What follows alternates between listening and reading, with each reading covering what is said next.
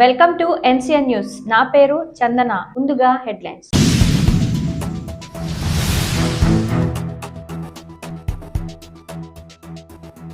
సామాజిక న్యాయ మహాశిల్పం doctor B R Ambedkar స్మృతివనం ప్రారంభోత్సవంలో భాగంగా వారోత్సవాలను ప్రారంభించిన నిడదవోలు ఎమ్మెల్యే జి శ్రీనివాస్ నాయుడు.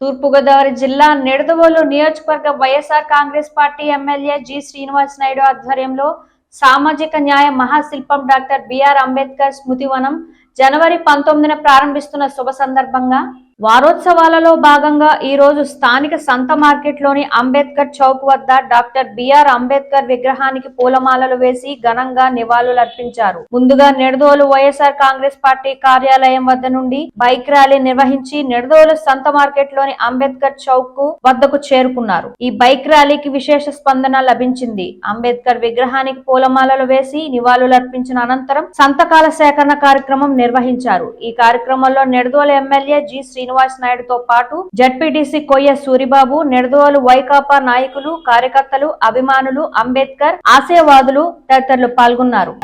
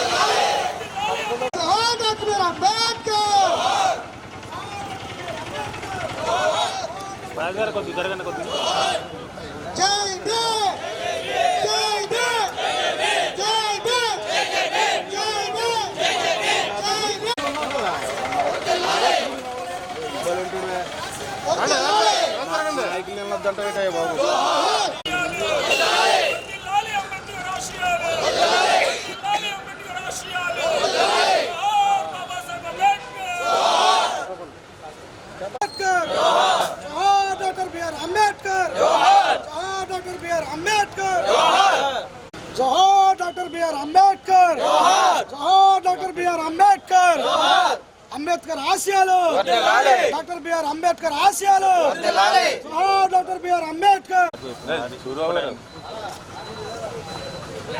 బాలరాజు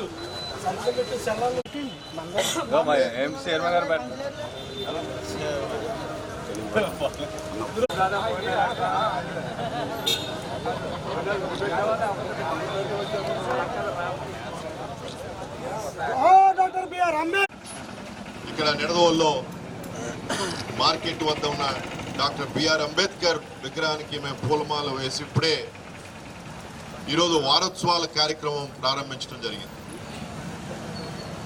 మన విజయవాడలో డాక్టర్ బాబాసాహెబ్ అంబేద్కర్ గారు స్మృతి వనం తయారు చేయడం జరుగుతూ ఉంది. అక్కడ పెద్ద ఎత్తున ఒక విగ్రహం డాక్టర్ బిఆర్ అంబేద్కర్ గారిది అక్కడ ఆవిష్కరణ చేయడం జరుగుతూ ఉంది. ఇది బహుశా దేశంలోనే అతిపెద్ద విగ్రహం.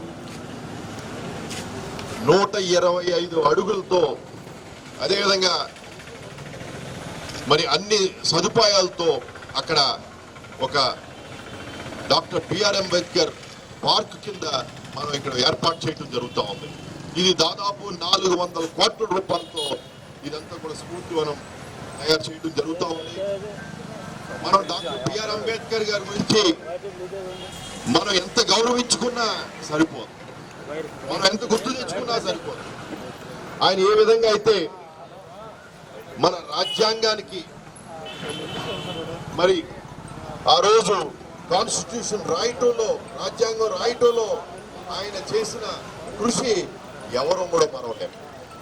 ఈరోజు మన భారతదేశంలో అనేక రాష్ట్రాలు, అనేక భిన్నమైన మరి లాంగ్వేజెస్, భాషలు ఉన్నా సరే, అనేక కల్చర్ ఉన్నా సరే, ఇవన్నీ కూడా అందరినీ కలుపుకొని వెళ్ళేటట్టు నీడు ఆ రోజు డాక్టర్ బిఆర్ అంబేద్కర్ గారు. మరి అదేవిధంగా మనం చూస్తూ ఉన్నాం, అతి ముఖ్యంగా బడుగు బలహీన వర్గాల కోసం వారికి ఎటువంటి అన్యాయం జరగకూడదు.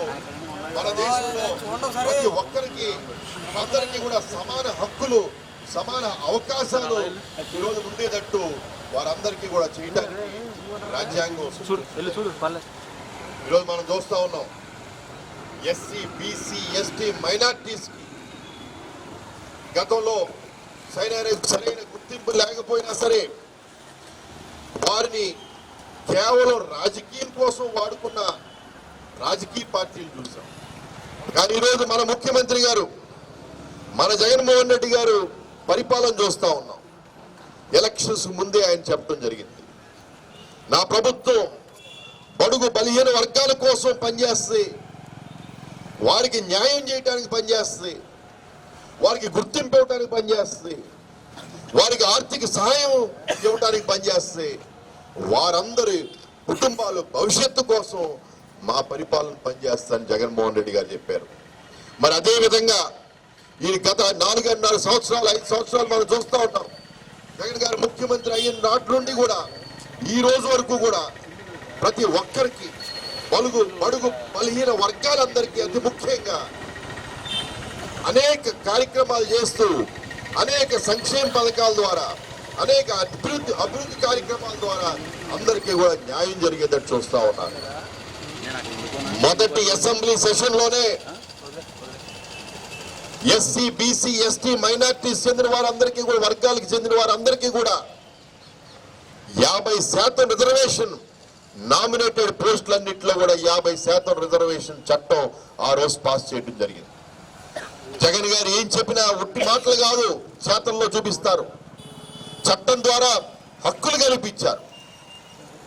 ఈరోజు నామినేటెడ్ పోస్టులు ఇచ్చేటప్పుడు 50% ఎస్సీ, బీసీ, ఎస్టీ, మైనార్టీస్కి రిజర్వేషన్ చేయడం జరిగింది.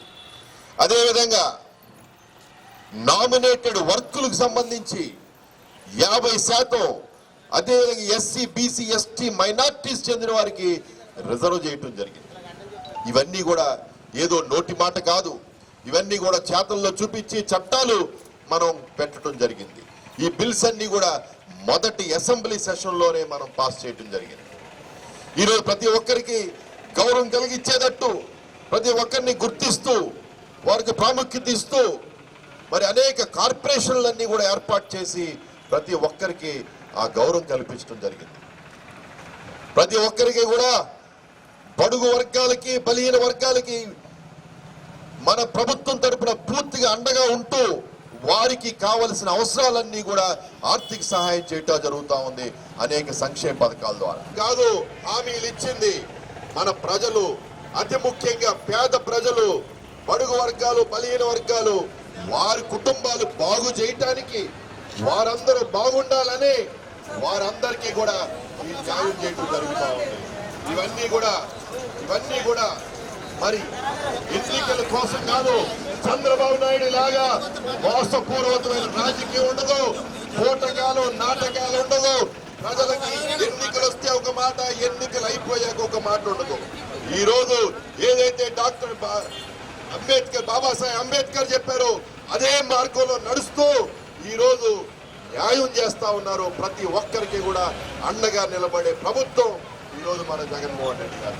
ఇవన్నీ కూడా గుర్తు తెచ్చుకుంటూ, ఇవన్నీ కూడా మరి మనం ఎప్పటికీ మర్చిపోకుండా గౌరవిస్తూ 125 అడుగులతో చక్కగా 20 ఎకరాల్లో అతి ప్రాముఖ్యమైన ప్లేస్ లో, సెంటర్ లో, విజయవాడలో మన ఆవిష్కరణ చేస్తా ఉన్నాం డాక్టర్ బిఆర్ అంబేద్కర్. ఈ కార్యక్రమంలో మనం అందరం కూడా పాల్గొవాలని, ప్రతి గ్రామం వార్డులో అన్నిట్లో కూడా మనం ఇది సెలబ్రేట్ చేసుకోవాలని మిమ్మల్ని అందరినీ కోరుతూ, ఈరోజు ఇదే ఆశయాలతో ఆయన మార్గంలో, డాక్టర్ బిఆర్ అంబేద్కర్ గారి మార్గంలోనే మేమంతా కూడా నడుస్తూ న్యాయంగా, నీతి న్యాయంగా మేమంతా కూడా ప్రజల సేవలోనే ఎల్లప్పుడూ ఉంటామని మరి తెలియపరుస్తూ మరి మీకు అందరికీ వర్షాలు చేసుకున్నాను. జోహార్ డాక్టర్ బిఆర్ అంబేద్కర్.